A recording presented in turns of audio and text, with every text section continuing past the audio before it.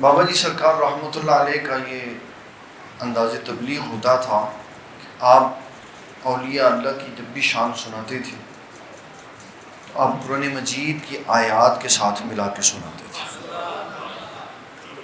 اس کا یہ فائدہ ہوتا ہے کہ کوئی بندہ یہ نہیں کہہ سکتا اس بات کے آپ کے پاس کون سے دلائل اور ثبوت کہاں ہیں۔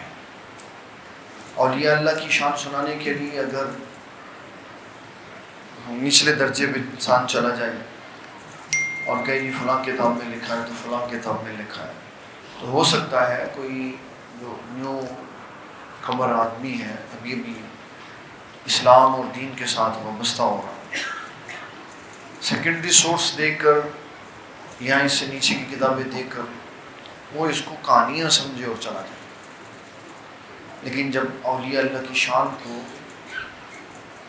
پختہ کیا جاتا ہے قرآن مجید کے ساتھ اور احادیث طیبات کے ساتھ، تو پھر بعد میں وقار اور رعب پیدا ہو جاتا ہے۔ آپ ساری زندگی ایسے ہی تبلیغ کرتے تھے، پہلے آیات قرآنیاں پڑھتے تھے، پھر حدیث شریف سناتے تھے، پھر اولیاء اللہ کی شان سناتے تھے، اور بعد میں وزن بھی تب ہوتا، بعد میں وزن بھی